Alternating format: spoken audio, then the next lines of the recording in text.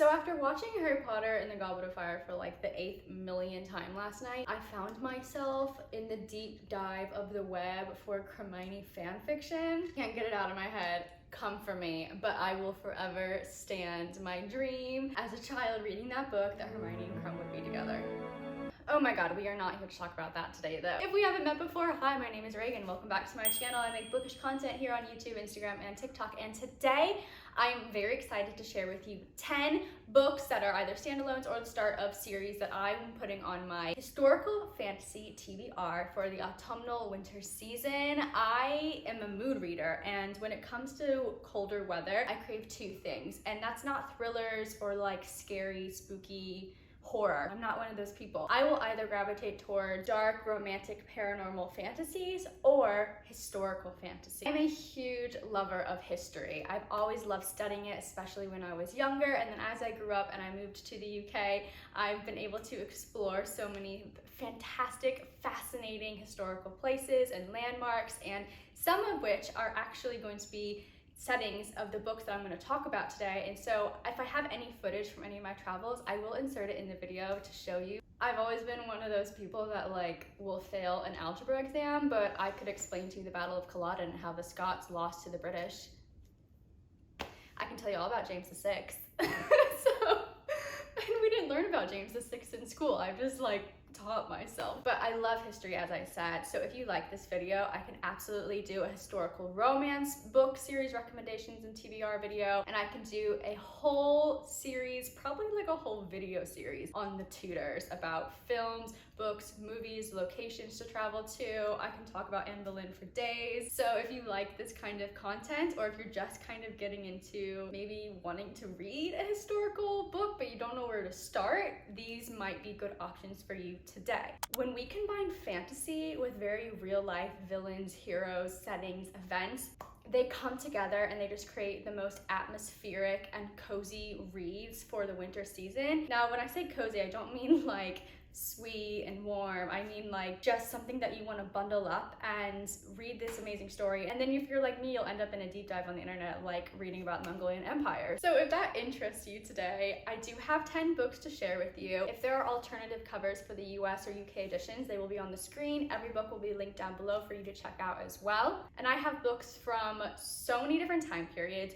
so many different parts of the world, and I'm going to go in chronological order. So we're going to go way back. We are going to start in East Asia, and we need to traverse back to the 13th century in the Mongolian Empire. And the first book we're going to talk about is The Bird and the Blade by Megan Bannon. This book has been on my TBR for about 3 years, so I really need to get into it. I've seen that this book is very multi-layered. It has a lot of positive reviews. It has a mix of Persian fairy tales blended with the Mongolian Empire, some very real characters from the past, as well as influence from an Italian opera called Turandot.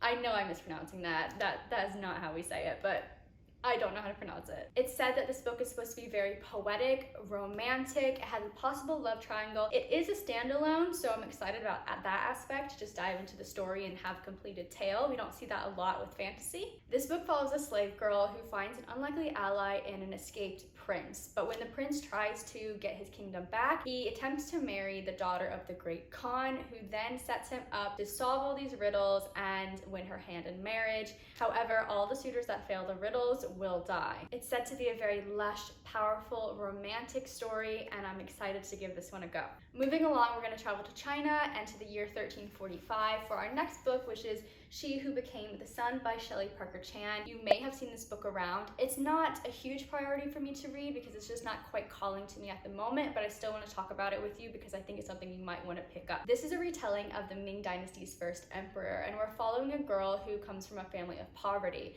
A seer comes to the family's home and prophesies that her brother is destined for greatness while she is destined to die young. This comes to no surprise to anyone in the family that a young girl would die. However, when the two children are left orphaned orphaned from an attack by bandits. Her brother ends up dying. She then decides to steal his identity. Here comes a little Mulan aspect, and she sets off to create a destiny for herself disguised as a man. It's supposed to be epic, tragic. It's compared to the Song of the Achilles, so if you like that kind of writing style, then maybe this is the one to pick up. The sequel comes out in 2023, and I believe it will only be a duology. There is LGBTQ plus representation in this book, so if this sounds like something you want to read, I recommend checking it out. Moving up the timeline, we are going to travel to medieval Russia, where the Mongolian Empire has established what's called the Golden Horde. This was created by the grandson of Genghis Khan, and they were ruling over what is now the areas of Ukraine, Russia, Kazakhstan, and a few others. And that book would be Bear and the Nightingale by Catherine Arden. I do have all 3 books in the Winter Night trilogy, and it follows a young girl named Vasa who's stuck between old magic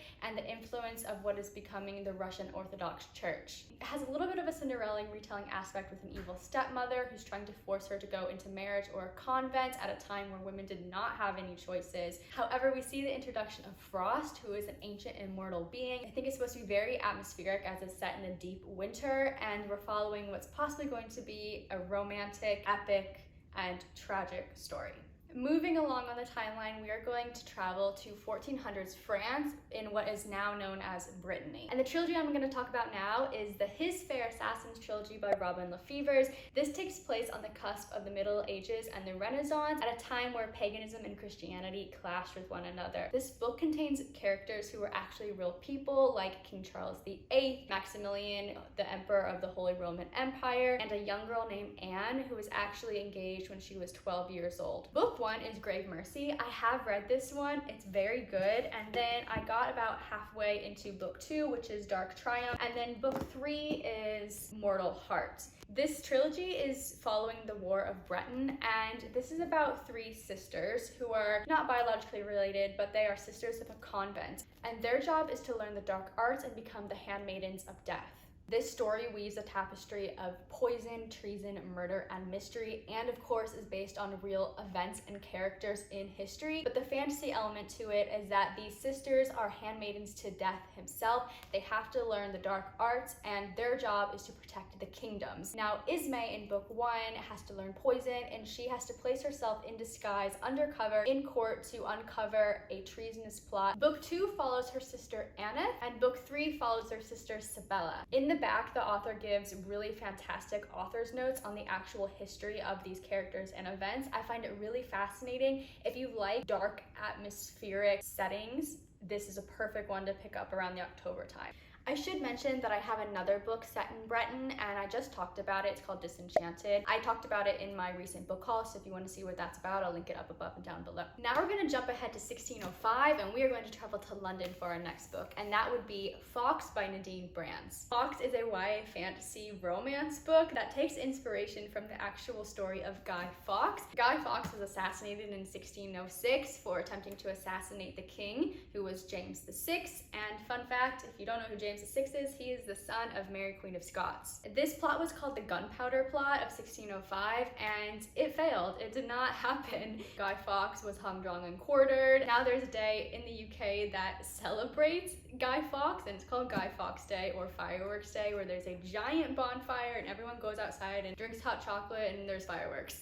So it's still celebrated that the king was not assassinated, even though he was not a beloved king. In this story, we're following a young boy named Thomas, and there are rival gangs, and there's something called color power that actually alters the natural order of things. There's something called the Stone Plague that's turning people into stone, and there are 2 gangs. There's the Igniters and the Keepers, and they disagree and clash about what's going on. Thomas catches this Stone Plague, and if he doesn't do anything fast, he's going to turn into a stone statue. Now Guy Fawkes comes in to save the day, and he says to Thomas that he has a way to remove the Stone Plague from the world if he joins his gunpowder plot. Now, if Thomas does this, he could save his own life, or he could destroy the family of a girl he loves. So I'm really interested to read this one. It is a standalone. Guy Fawkes Day is in November, so if you want to read something to celebrate Guy Fawkes Day, which I believe is November 6th. I might be wrong, I'll pop the date on the screen, but I've talked about this for 2 years on my Instagram, and now I need to finally read it. Oh, this next one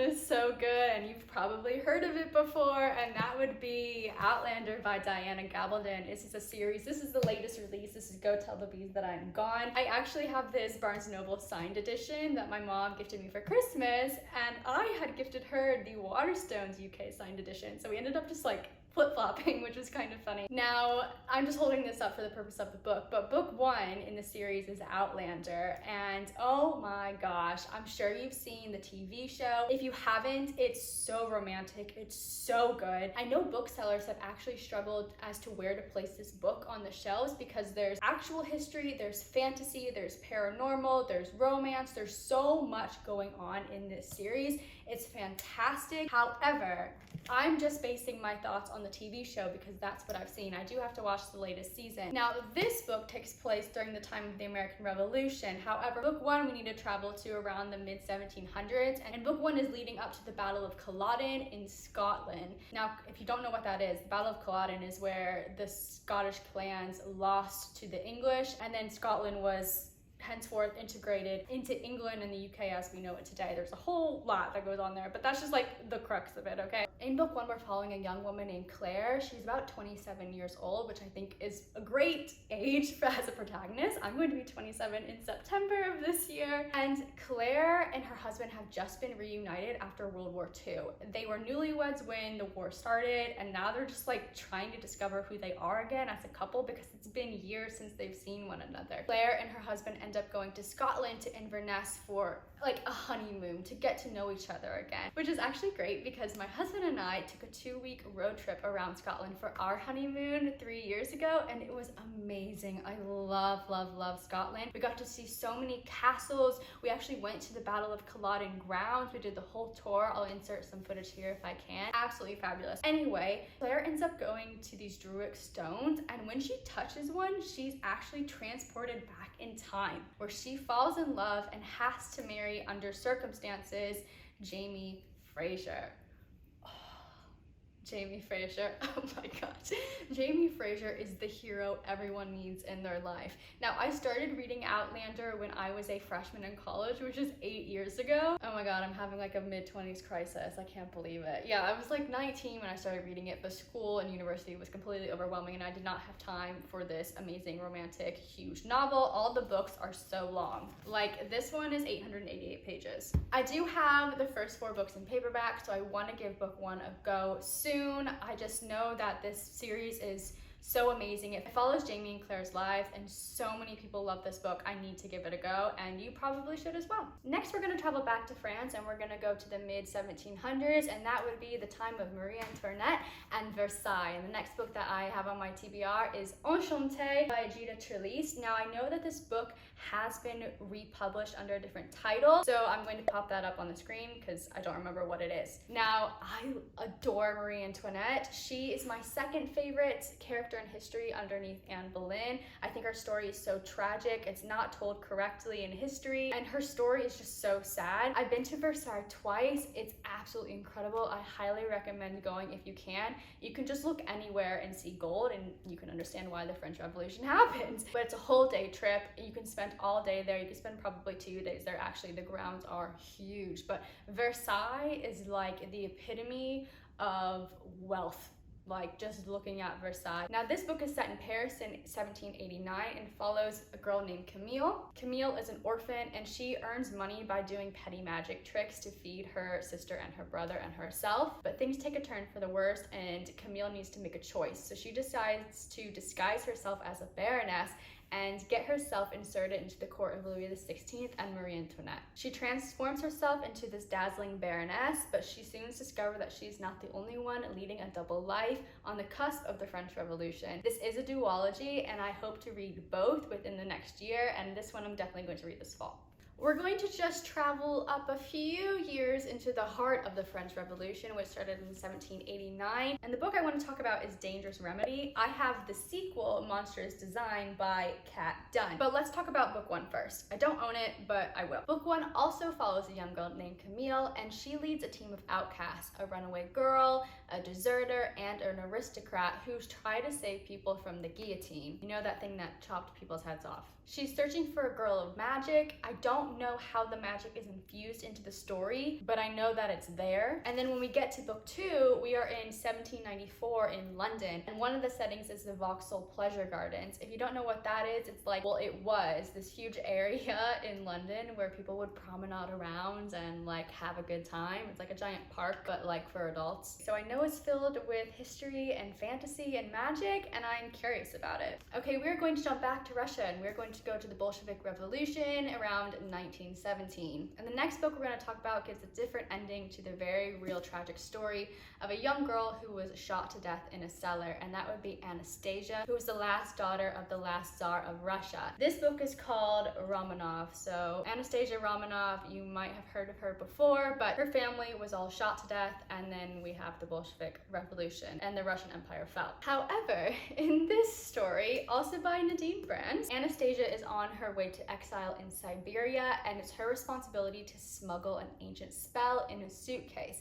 However, the leader of the Bolsheviks are following Anastasia and her family, and so she basically feels like she's put in a dark corner where she has to make a dangerous choice. Either release this spell, but suffer the consequences of it, or put her trust in a Bolshevik soldier named Zash. She's dabbled in magic before, but it doesn't frighten her as much as her attraction to this soldier. But they are on opposite sides of the firing squad. This is an enemies to lovers YA fantasy romance, and I believe it is a standalone. Okay, we're gonna stay in the 20th century, and we're gonna go to 1925 and travel back to Shanghai. And we are going to talk about These Violent Delights. I have the sequel, Our Violent End. I don't own the first one, but I hope to soon, so I can finally read this one. If you haven't heard about this duology before, it's a Romeo and Juliet retelling set in Shanghai. It follows 2 warring gangs on the teetering edge of revolution. There's this like mystical, magical plague going around where people are tearing out their own throats. So there's a mystery, there's magic, there's forbidden romance. I think it's supposed to be very violent and also very tragic but romantic. So I'm curious. I know so many people love this series or this duology, and I know Chloe Gong has a new book coming out called Foul Lady Fortune,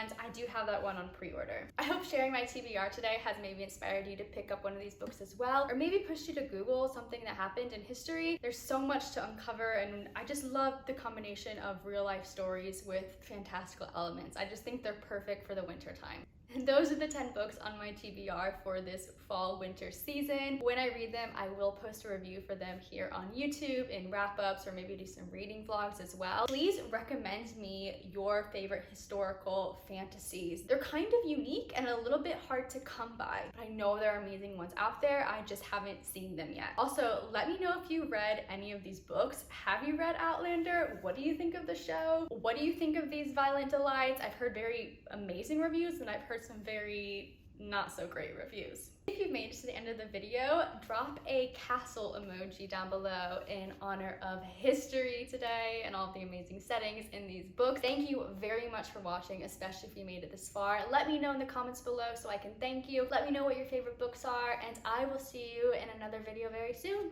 Bye!